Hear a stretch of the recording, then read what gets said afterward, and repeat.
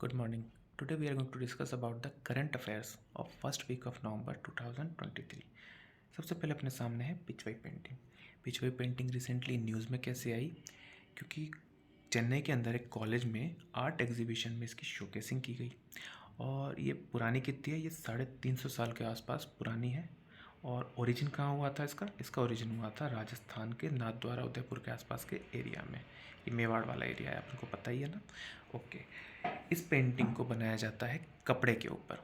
कपड़ा भी मोस्टली किस टाइप का यूज़ करना है, अपन को खादी कपड़ा यूज़ करना है, उसके ऊपर ये बनाया जाता है। ठीक है। Next, the painting use stone pigments. इसमें यूज स्टोन पिगमेंट्स का यूज़ होता है गोल्ड और सिल्वर का, जहाँ पे टोन्स दिखाने हो अपन को, वहाँ पे स्टोन पिगमेंट्स का यूज़ किया जाता है। और जहाँ पे वाइब्रेंट कलर्स, जो कि चमक आने वाले कलर्स होते हैं ना, वहाँ पे यूज़ किए जाते हैं वेजिटेबल के डाइज। और वो वाइब्रेंट कलर्स का एग्जांपल क्या होगा, जैसे ऑरेंज, रेड, क्रोम येलो और केसरी। इन कलर्स को शो करने के लिए हम यूज़ करते हैं वेजिटेबल डाइज। ठीक है। नेक्स्ट है अपना the throne room at the Raj Bhavan in Kolkata. Raj Bhavan अपन को पता है क्या होता है। राजभवन वो होता है जिसमें गवर्नर उस स्टेट के रहते हैं। तो वेस्ट बंगाल का जो राजभवन है, जो कि कोलकाता में है, उसका जो एक थ्रोन रूम था, उसका नाम चेंज करके सरदार वल्लभ भाई पटेल यूनिटी रूम रख दिया गया है। और ये कब किया गया? 31 अक्टूबर 2023 को। 31 अक्टूबर अपन को पता है कि सरदार पटेल का बर्थडे होता है। ठीक है। नेक्स्ट है, इस रूम में है क्या क्या। इस रूम में है थ्रोन्स, जो कि लॉर्ड वेलिजली ने और टीपू सुल्तान ने ऑक्यूपाई किए थे, अलग अलग रीजन्स के। इसमें कई सारे पेंटिंग्स भी है। पेंटिंग्स किसकी? महात्मा गांधी की, सुभाष चंद्र बोस की, जवाहरलाल नेहरू की, और बीसी रॉय, जो कि फॉर्मर वेस्ट बंगाल के सीएम रह चुके हैं। इसमें महात्मा गांधी की वो अर्न भी है। अर्न मतलब अपन को पता है ना, जो अस्थियां ले जाने के लिए जो लोटा होता है, वो अर्न भी है, जिसमें महात्मा गांधी की एशेस को एक जगह से दूसरी जगह ले जाया गया था। ये इंपॉर्टेंस है इस थ्रोन रूम की, जो कि कहाँ पे है? कोलकाता में। नेक्स्ट है अपने सामने केरला का religious tourism. Kerala series of microliths provide करने वाला है अलग अलग लैंग्वेजेस में, जिसमें ये अपने कल्चर के बारे में, रिच हेरिटेज के बारे में पूरे इंडिया को बताएंगे, पूरी इनफैक्ट पूरी दुनिया को बताएंगे। और 5 डिफरेंट लैंग्वेजेस में ये अपने कल्चर के बारे में सबको बताने वाले हैं। ठीक है। वो 5 इंपॉर्टेंट लैंग्वेजेस कौन सी है? English, Hindi, Kannada, Tamil and Telugu. ये ऐसा क्यों कर रहे हैं? सो दैट इनके एक तो टूरिज़्म बढ़े, ऊपर से इनके कल्चर के बारे में भी सबको पता चले। फर्स्ट टेम्पल जिसने ये करना शुरू कर चुके हैं, ये शुरुआत की इन्होंने सबरीमाला टेम्पल से। सबरीमाला टेम्पल अपन को पता ही है कि भगवान अयप्पा का टेम्पल, जो पिछले कुछ सालों में बहुत न्यूज़ में रहा है। ठीक है ना। ओके।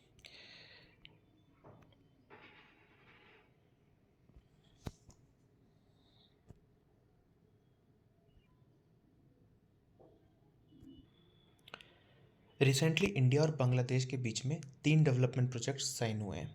उसमें से फर्स्ट है Akhaura Agartala cross border rail link. अच्छा, ऐसा कर क्यों रहे हैं? क्योंकि इंडिया के ईस्टर्न इंडिया और नॉर्थ ईस्टर्न इंडिया को पहुंचने के लिए अपन को घूम के चिकन नेक से होके जाना पड़ता है किसी भी काम के लिए। तो वैसे भी अपने बांग्लादेश से पॉजिटिव रिलेशंस हैं, फ्रेंडली रिलेशंस हैं, तो क्यों ना इसको यूज़ करके अपन डायरेक्ट एक लिंक बना दें रोडवेज़ के थ्रू। रोडवेज़ तो नहीं, रोडवेज़ के थ्रू या फिर अपन रेलवेज़ के थ्रू। तो रोडवेज़ बनाना तो वैसे भी इजी रहेगा नहीं, तो अपन रेलवेज़ बनाएंगे। ओके। तो रेलवेज़ बनाने के लिए ये साइन हुआ है। सबसे पहले अपना Akhaura Agartala cross border rail link. ठीक है। तो सबसे पहले इसको इसके ऊपर खर्चा कितना आने वाला है? इसके ऊपर खर्चा अराउंड आएगा 392.52 करोड़ रुपीज़ का, जो कि इंडिया देगा बांग्लादेश को। अब इसमें 12.24 किलोमीटर लंबी रेलवे लाइन बनेगी, जिसमें से 6.78 किलोमीटर डुअल गेज बांग्लादेश में बनेगी और 5.46 किलोमीटर त्रिपुरा में। तो 6.78 किलोमीटर कहाँ पे? बांग्लादेश में, और 5.46 किलोमीटर त्रिपुरा में। ठीक है। और इस एग्रीमेंट का दूसरा पार्ट है कुलना मोंगला पोर्ट रेल लाइन। ठीक है। अब इसमें कितना खर्चा आएगा? अराउंड इसमें आएगा 388.92 मिलियन का। और इंडिया ने जो लाइन ऑफ क्रेडिट बांग्लादेश को दे रखा है, बांग्लादेश उसका यूज़ करके इसको बनाएगा। ठीक है। It involves construction of 65 kilometre long broad gauge rail line. 65 kilometre long ये ब्रॉडगेज रेल लाइन बनेगी, और इसमें कनेक्ट किया जाएगा मोंगला पोर्ट को कुलना पोर्ट से, जो कि अब एग्जिस्टिंग रेलवे नेटवर्क है अपने बांग्लादेश में, ठीक है। थर्ड है मैत्री सुपर थर्मल पावर प्रोजेक्ट। अब इसमें और ये सेकंड पार्ट है, ओके। मैत्री सुपर थर्मल पावर प्रोजेक्ट ये सेकंड पार्ट है। इसमें खर्चा आने वाला है 1.6 बिलियन का।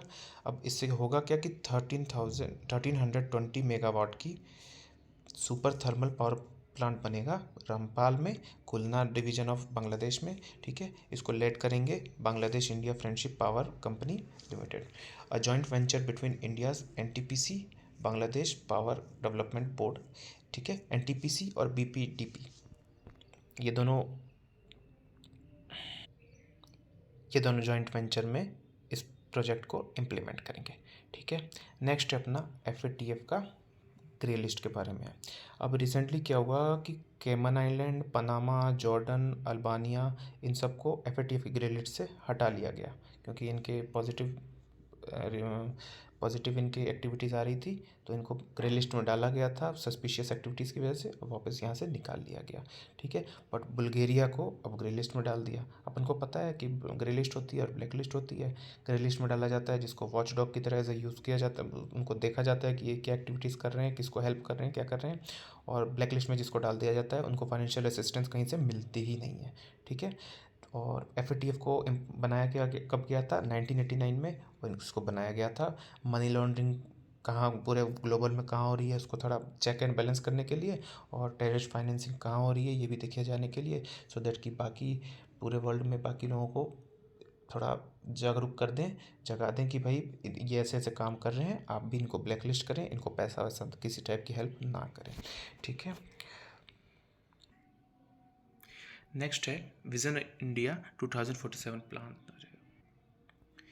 ये प्लान लेकर आया गया नीति आयोग के थ्रू, नीति आयोग इसको लेकर आई है, इसको इनिशिएट किया है नीति आयोग ने।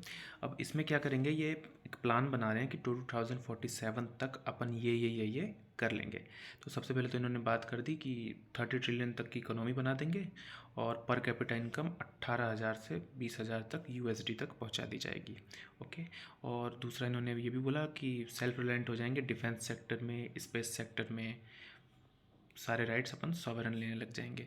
और उन्होंने क्या बोला कि fostering green growth and climate action by increasing renewable energy capacity and reduce carbon emission भी अपन कम कर देंगे और ग्रीन ग्रोथ के भी बारे में ध्यान देंगे, और धीरे धीरे क्लाइमेट कंट्रोल भी करेंगे। मतलब अपन कार्बन न्यूट्रल होने की तो कोशिश करेंगे ही, उसको नेगेटिव भी होने की कोशिश करेंगे। नेक्स्ट है empowering the youth and skills. अब यूथ के स्किल्स और एजुकेशन के बारे में भी थोड़ा ध्यान दिया जाएगा, और रिसर्च एंड ट्रेनिंग वगैरह के बारे में भी थोड़ा सा ध्यान देंगे।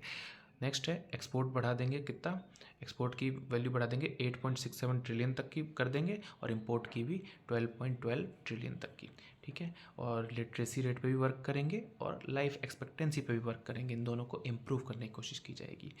अब नीति आयोग वैसे ये काम अकेले कर सकती थी, बट इन्होंने एक हेल्प के लिए एक अलग ऑर्गेनाइजेशन को भी यूज़ कर लिया है, एक फर्म को हेल्प अपने साथ इंक्लूड कर लिया है जिसका नाम है BCG।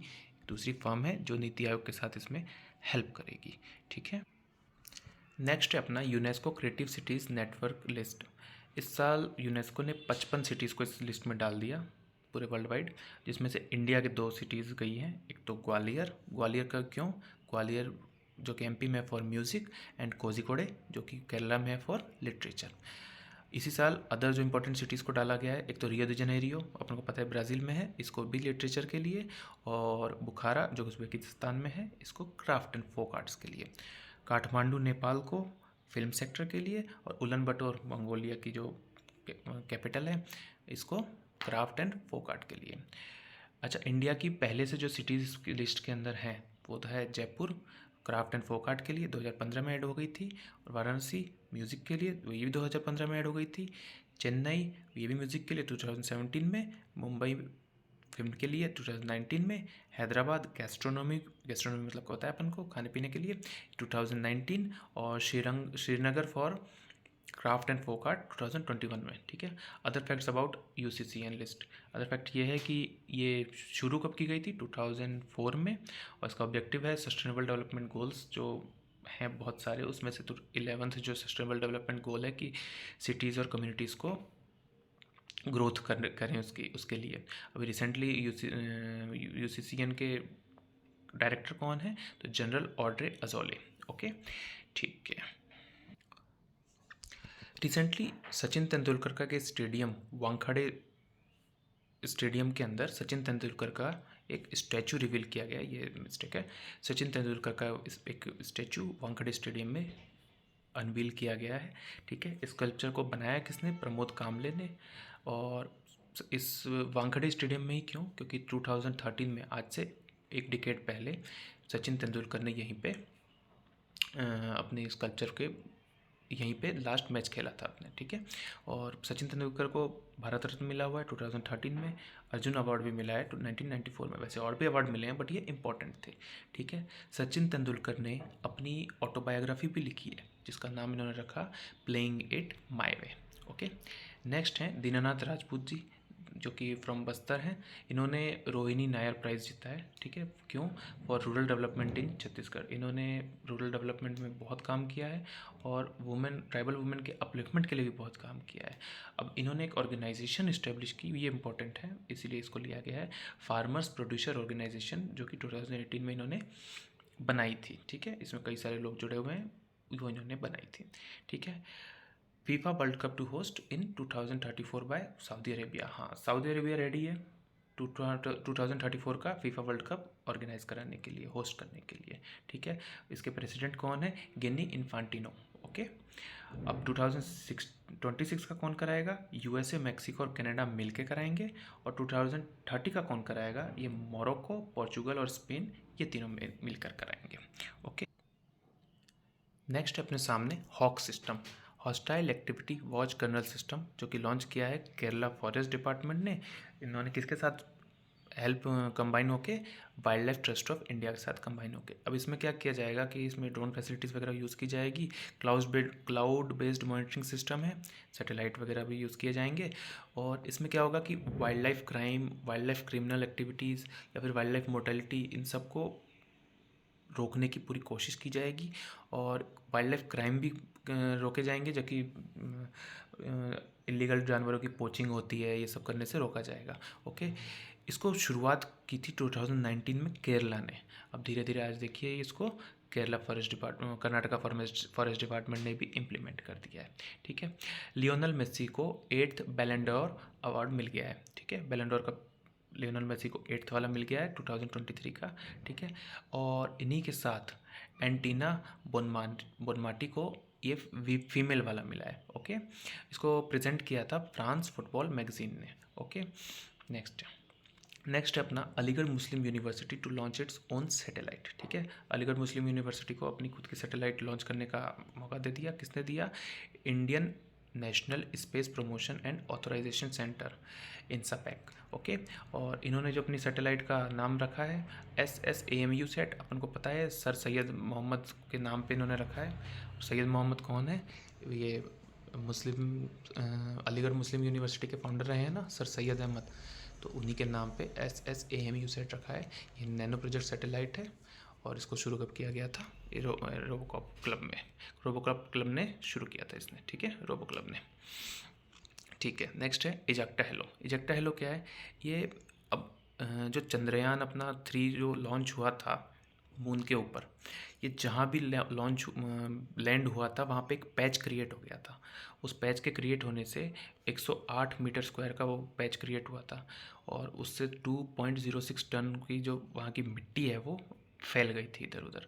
तो वो जो पैच क्रिएट हुआ है उसी का नाम रख दिया गया है इजेक्टा हेलो। ठीक है, और कोई बड़ी वो इतनी न्यूज़ नहीं है, बस ये छोटी सी न्यूज़ है कि इजेक्टा हेलो रिसेंटली न्यूज़ में था। ये क्या है? अगर उस टाइप का क्वेश्चन आता है तो अपन लिख सकते हैं कि ये एक पैच जो क्रिएट कर दिया गया, अब हो गया था बाय मिस्टेक फ्रॉम चंद्रयान 3 के विक्रम लैंडर से, उसके बारे में बताया गया। Okay, recently national medical commission ने एक one nation one registration platform को स्टार्ट किया है, जिसमें क्या होगा कि सारे जो डॉक्टर्स हैं उनको अपना रजिस्ट्रेशन वहाँ करवाना होगा।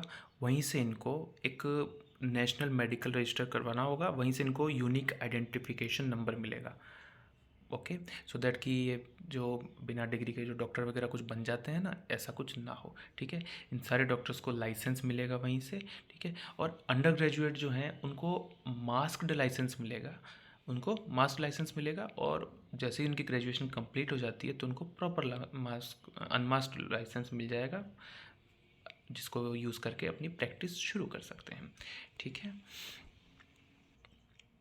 नेक्स्ट अपना जो वो प्रोग्राम है आज़ादी का अमृत महोत्सव और मेरी माटी मेरा देश महोत्सव, ये भी अंडर आज़ादी का अमृत महोत्सव ही है।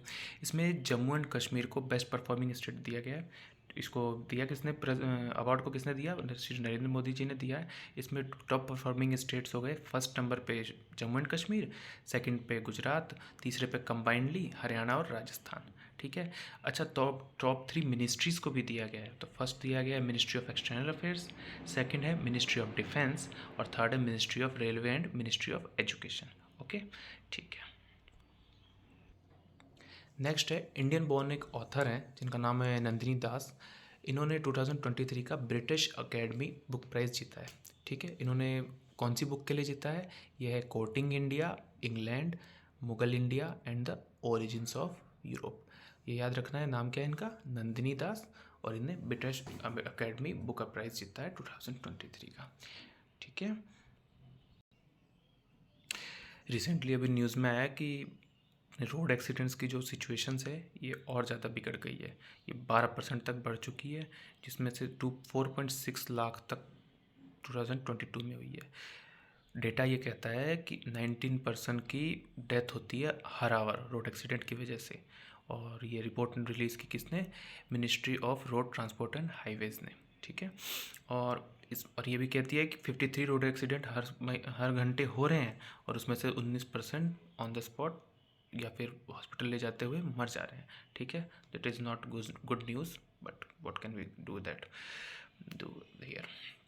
नेक्स्ट है अपना उत्तर प्रदेश। उत्तर प्रदेश को में सबसे ज़्यादा यहाँ पे ये रोड एक्सीडेंट्स हो रहे हैं, 13.4%, तमिलनाडु में 10%, 10.6%, और महाराष्ट्र में 9%। ठीक है, अब इसका मेन रीज़न क्या है, मेन रीज़न है ओवर स्पीडिंग।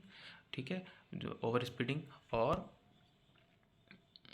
स्पीडिंग की वजह से ही 72% तो एक्सीडेंट हो रहे हैं और 71% डेथ्स हो रही है। ठीक है, ओके। हरियाणा के जो सीएम हैं खट्टर जी, इन्होंने अभी 1 नवंबर 2023 को, कई सारे स्टेट्स का स्टेट डे होता है, तो इन्होंने अपने हरियाणा दिवस ये भी मनाते हैं। उस दिन इन्होंने 2 स्कीम्स लॉन्च की है। एक तो आयुष्मान भारत चिरयायु हरियाणा योजना। आयुष्मान भारत स्कीम अपन को पता है कि सेंट्रल लेवल की प्रधानमंत्री आयुष्मान भारत स्कीम है। ठीक है, उसी को इन्होंने एक्सपेंड कर दिया कि फैमिलीज़ की जो इनकम 1.8 लाख तक थी पहले, इन्होंने कर दिया कि 3 लाख तक जिसकी इनकम है, पूरी फैमिली की इनकम, उनको भी ये बेनिफिट मिल जाएगा। ठीक है, और फर्स्ट तो ये है आयुष्मान भारत चिरयायु हरियाणा योजना, और सेकंड इन्होंने लॉन्च की है cashless health facility for government employees, pensioners and aggregated journalists. Okay, next है प्राइम मिनिस्टर नरेंद्र मोदी को चेयरमैन बना दिया गया है श्री सोमनाथ ट्रस्ट का, अब की बार 5 साल के लिए, क्योंकि पहली बार तो बनाए नहीं गए, ये 3rd टाइम बनाए गए हैं चेयरमैन। ठीक है, और पहली बार इनको कब बनाया गया था, पहली बार इनको बनाया गया था 2021 में, जब उस टाइम के उनके चेयरमैन केशुभाई पटेल की डेथ हो गई थी 2020 में। तो 2021 में फर्स्ट टाइम नरेंद्र मोदी को इसका ट्रस्टी बना दिया गया था। और रिसेंटली, और पहले 1-1 साल के लिए बनाते थे, अब रिसेंटली इन्होंने कुछ अमेंडमेंट वगैरह करके नरेंद्र मोदी को 5 साल के लिए इस मंदिर का ट्रस्टी बना दिया गया है। ठीक है, recently election commission of India ने एक मेमोरेंडम ऑफ अंडरस्टैंडिंग साइन किया है विथ मिनिस्ट्री ऑफ एजुकेशन के साथ। ठीक है, अब इन्होंने ये डिसाइड किया है कि इलेक्टोरल लिटरेसी क्लासरूम से भी चलाई जाएंगी, मतलब बच्चों को भी वोटिंग की इंपॉर्टेंस, वोटिंग के तरीके के बारे में बताया जाएगा। तो क्लास 6 से 12 तक में बुक्स के अंदर इनके बारे में डाला जाएगा। ठीक है, the right to vote is not just a privilege. अब अपन को ये कोई बताए कि सरकार ये बताने की कोशिश करे कि आपको प्रिविलेज मिल रहा है, तो ये प्रिविलेज नहीं है, ये बेसिक ह्यूमन राइट है। ठीक है, जिसको universal declaration of human right में प्रोटेक्ट किया गया है 1948 में। ठीक है, अपन को पता ही है ह्यूमन राइट क्या है और कॉन्स्टिट्यूशन के थ्रू गिवन राइट्स क्या है, सब पता है, बट ये ह्यूमन राइट्स में आता है, ये तो बेसिक है, अपन को मिलना ही चाहिए। ठीक है, तो इंडिया में भी कॉन्स्टिट्यूशन में ये इसको प्रोटेक्ट किया गया है। आर्टिकल 326 में यूनिवर्सल एडल्ट फ्रेंचाइज के बारे में बात की गई है कि हर पर्सन जो कि 18 साल से ज़्यादा का है वो उसको राइट टू वोट है। अच्छा, 18 साल हमेशा से था क्या जब से कॉन्स्टिट्यूशन है? नहीं, ये राजीव गांधी गवर्नमेंट ने किया था। 61st अमेंडमेंट एक्ट से पहले एज 21 साल थी, उन्होंने आके इसको 18 साल की एज कर दी, so that wide section of people को पार्टिसिपेशन करने का मौका मिले। नेक्स्ट अपना जो लाइट कॉम्पैक्ट एयरक्राफ्ट है तेजस, इसको डिप्लॉय किया गया है ईस्टर्न सेक्टर में ड्यूरिंग पूर्वी आकाश की जो एक्सरसाइज बनाई इम्प्लीमेंट की जा रही है 30 अक्टूबर से लेके 5 नवंबर तक। Okay, the eastern air command of the Indian air force is conducting it's annual command level exercise पूर्वी आकाश। ठीक है, ये अक्टूबर 30 से लेके नवंबर 5 तक। ये लाइट कॉम्पैक्ट एयरक्राफ्ट जो तेजस है, इसको यहाँ पे पहली बार ईस्टर्न सेक्टर में डिप्लॉय किया जाएगा। ठीक है, और प्राइमरी ऑब्जेक्टिव क्या है इसका? Is to demonstrate the applications of air powers in all its roles. अब अपन को पता ही एक्सरसाइज में बस इसलिए की जाती है कि दुनिया को भी बताया जाए कि हमारे पास ये है, लोकल सिटीजन्स को भी थोड़ा बता दिया जाए, और जो मशीन्स वगैरह हैं वो प्रॉपर वर्किंग में है, उसकी प्रैक्टिस भी हो जाएगी। ठीक है, क्योंकि मशीन्स हैं, मशीन्स को जब तक प्रॉपर सर्विस ना करते रहें, जब तक उसको काम में ना लेते रहें, वो ख़राब भी हो जाती हैं। तो ये दोनों पर्पस फुलफिल हो जाते हैं, इसलिए अपन एक्सरसाइज कंडक्ट करवाते हैं। अब locations of command headquarter India में कहाँ है? देखो, न्यू दिल्ली में वेस्टर्न एयर कमांड है। ठीक है, सेंट्रल एयर कमांड कहाँ पे है? प्रयागराज में। गांधीनगर में साउथ वेस्टर्न एयर कमांड है। ठीक है, तिरुवनंतपुरम में साउदर्न एयर कमांड है। बंगलुरु में ट्रेनिंग कमांड, और नागपुर में मेंटेनेंस कमांड। अच्छा, ट्रेनिंग कमांड और मेंटेनेंस कमांड ये भी साउथ में ही आ रहे हैं। ओके, और ईस्ट साइड में है शिलोंग में ईस्टर्न एयर कमांड। और ओके, अपने ये सारे हो चुके हैं सातों। ओके, अब लाइट कॉम्बैट एयरक्राफ्ट तेजस के बारे में क्या बता रहा है कि तेजस के बारे में ये है कि ये 1984 में गवर्नमेंट ऑफ इंडिया ने इसको स्टार्ट किया था। ये एरोनॉटिकल डेवलपमेंट एजेंसी इस्टेब्लिश की गई थी इसके मैनेज करने के लिए। ठीक है, और रिसेंटली अब इसको साइड करके, क्योंकि पुराना भी हो गया है, तो MiG-21 फाइटर एयरक्राफ्ट्स को इंडियन एयरफोर्स अडॉप्ट कर लेगी। ठीक है, और LCS बिल्ड बाय, हाँ, अब ये जो लाइट कॉम्बैट एयरक्राफ्ट जो MiG-21 है, इसको बिल्ड करेंगे हिंदुस्तान एरोनॉटिकल लिमिटेड, ये प्राइवेट सेक्टर की जो कंपनी है। ठीक है, अब तेजस के बारे में ये कुछ स्पेशलिटी है कि Tejas has been developed to carry a range of air to surface precisely guided weapons. Tejas is capable of refuelling in sky during the journey. ठीक है, उड़ते हुए भी इसमें रिफ्यूलिंग की जा सकती है, और ये स्पीड पहुंच सकती है इसकी 1.5 मैक की, और the range of aircraft is 3000 kilometres. Okay, ठीक है।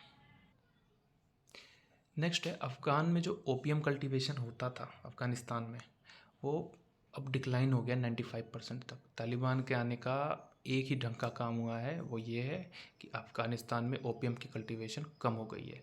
देखो, 2,33,000 हेक्टेयर्स तक की कल्टीवेशन होती थी यहाँ पे पैडी की, वो पॉपी की, अब जाके ये कम हो चुकी है। ओके, अब कितनी हो गई है? 10,800 हेक्टेयर्स तक की ही रह गई है। ठीक है, अब decrease has led to corresponding 95% drop in the supply of opium. और पहले कितने हो जाती थी? 2022 में देखिए 6,200 टन थी, अब ओनली 333 टन ही 2023 में हुई है। ठीक है,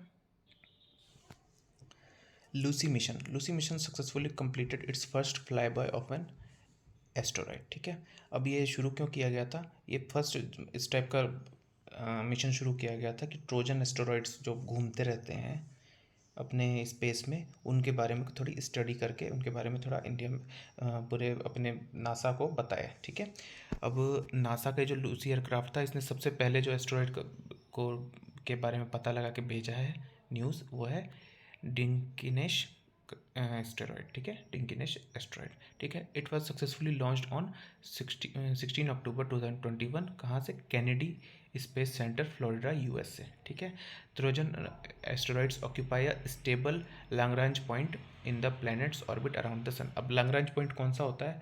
लैग्रांज पॉइंट एक वो वाली जगह हो जाती है, लोकेशन हो जाती है, जहाँ पे दो अलग अलग सेलेस्टियल बॉडीज़ की ग्रेविटेशनल फोर्स काउंटर भी करती है और अप्रोक्सीमेटली लगभग बराबर बराबर लगती है, ठीक है।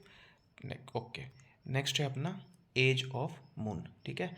A recent study using crystals brought by the Apollo astronauts in 1972 has revealed that moon is approximately 40 million years older.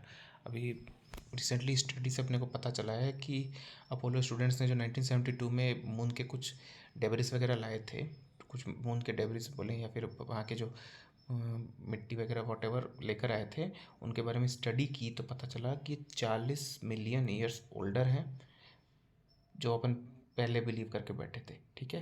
The researchers use this lunar crystals to pin drop the moon's formation age, revising it to a minimum of 4.46 billion years old, ठीक है। अब अपन कितना मानते हैं कि moon कितना पुराना है? 4.46 बिलियन ईयर्स ओल्ड। अर्थ को कितना मानते हैं? अर्थ को मानते हैं 5 million billion years old, okay. The study utilized an analytical method called atom probe tomography. Atom probe tomography क्या होती है? इसमें क्रिस्टल्स को यूज़ किया जाता है, पुरानी चीज़ों क्रिस्टल्स को यूज़ करके किसी भी चीज़ की एज वगैरह फाइंड करने के लिए ये यूज़ होता है, ठीक है। Here we studied about the current affairs of first week of November, starting with the अपने पिछवाई पेंटिंग, नेक्स्ट था अपना थ्रोन रूम राजभवन कोलकाता का, नेक्स्ट था अपना केरला टूरिज़्म, ओके। नेक्स्ट था अपना इंडिया बांग्लादेश में जो इंडिया और बांग्लादेश के बीच में जो 3 डेवलपमेंट प्रोजेक्ट साइन हुए हैं वो, ओके। नेक्स्ट था अपना अपने FATF की ग्रे लिस्ट के बारे में अपन ने बात की, विजन इंडिया 2047 का प्लान के बारे में बात की कि ये 2047 में हम ये कर लेंगे वो कर लेंगे। UNESCO creative cities network list added 55 new cities into the list, ठीक है। इन्होंने 55 न्यू सिटीज़ को ऐड किया, उसमें इंडिया के 2 इंपॉर्टेंट सिटीज़ ग्वालियर म्यूज़िक के लिए और कोझिकोडे लिटरेचर के लिए। और सचिन तेंदुलकर की एक स्टैचू रिवील की गई है, अनवील की गई है, अपन देख चुके हैं वानखेड़े स्टेडियम में। दीनानाथ राजपूत जी और सऊदी अरेबिया 2034 का वर्ल्ड कप, हॉक system, next Lionel Messi wins 8th Ballon d'Or, ये भी पढ़ चुके हैं अपन। Aligarh Muslim University ejecta halo, ये भी पढ़े थे कि मून में एक जो गड्ढा टाइप का क्रिएट हो गया है उसके बारे में पढ़ा था। One nation one registration platform national medical commission ने किया था, ओके। नेक्स्ट है आपका जम्मू एंड कश्मीर में को बेस्ट परफॉर्मिंग स्टेट मिला है फॉर आज़ादी का अमृत महोत्सव, ये अपन देख चुके हैं। नेक्स्ट है अपना नंदिनी दास को बुकर प्राइज़ मिला है। Alarming rise in road accident के बारे में बहुत ज़्यादा अच्छी न्यूज़ तो नहीं मिली अपने को, बट डेटा अपने पास सामने आया है। CM खट्टर ने 2 प्लान्स लॉन्च किए। प्राइम मिनिस्टर नरेंद्र मोदी ने इलेक्टेड चेयरमैन हो गए हैं किसके? श्री सोमनाथ ट्रस्ट के, ये अपन देख चुके हैं। और ECI sign MOU with ministry of education, ये बच्चों को भी इसके बारे में बताया जाए, अपने इलेक्शन की इम्पोर्टेंस के बारे में, ठीक है। और LCA तेजस के बारे में पढ़े, ओके। और अफ़गानिस्तान के ओपीएम के बारे में पढ़े, ठीक है। और लूसी मिशन के बारे में पढ़े, एज ऑफ मून के बारे में पढ़े।